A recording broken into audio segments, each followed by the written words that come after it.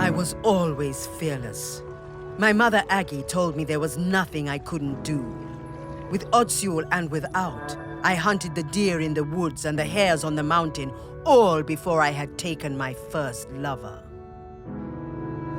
And younger still, one time Aggie had me knock her tooth out when she was in terrible pain. I didn't mind even when the blood poured out.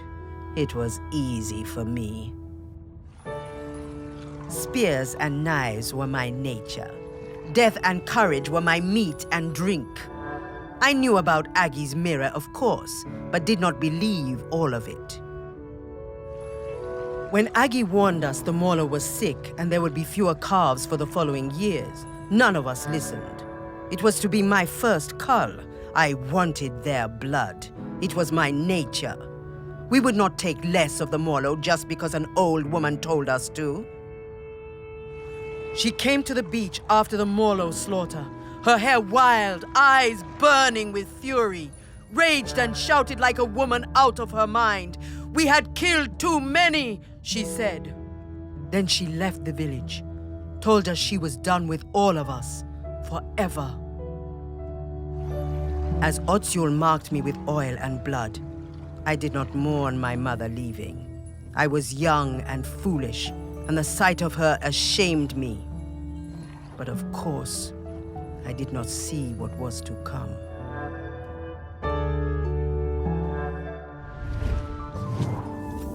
To think that they were still having the same arguments about the Morlow way back in the Bronze Age. Aggie must have sensed the trouble ahead. Maybe she was trying to find a way to prevent it.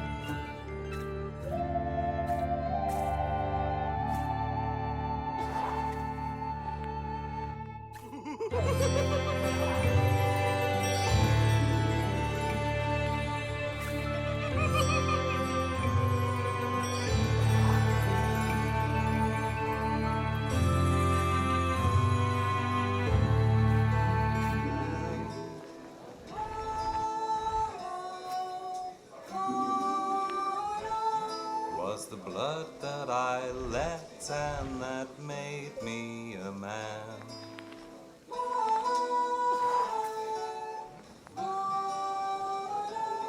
And the man of the isle.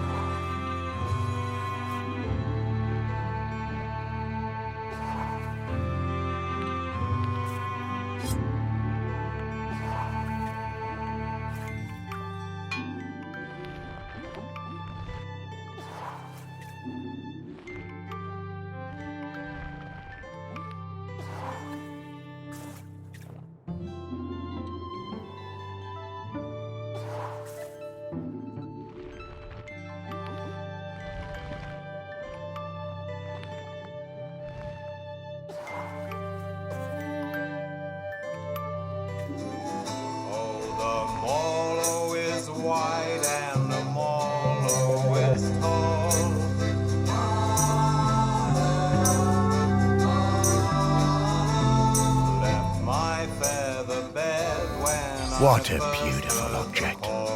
Delighted to have it in our museum. Just a boy in a soft heart.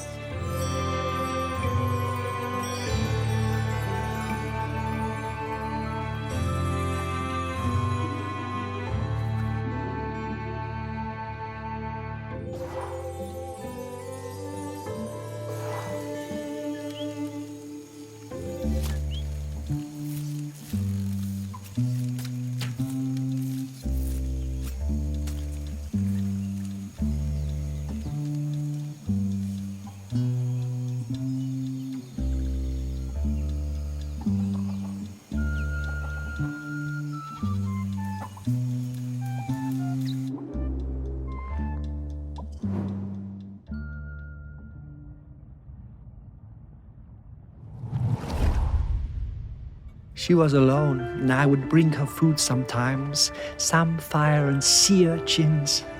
She would make dry food and we would eat it together. Textures unlike any we knew that broke apart in your hands and in your mouth. We would sing together, make tea together. We became her family. The dry folk left her alone. She had a companion for a few seasons, a hind who came down from the mountain and slept at her fire. And then, for a few more, a golden hare that ate from her hand. One night we all felt it, those of us in the water and those above, the island waking, rumbling, alive again, more furious than before. I found Aggie awake, tending her fire, unsleeping, unresting, staring into her mirror. She told me she'd seen the island sinking into orange fire and boiling sea, lost forever above and below. The village and our town in the sea caves, all gone. Aggie went to the shore and blew the sinistral shell, calling our people up from the water. Aggie sang for them, the oldest song, and we spoke for some time. That night, the sea and sky was all the same color, a deep grey blue like a mackerel's back without the glitter. As the dawn approached, Aggie left the beach to return to her people, to tell them what must be done.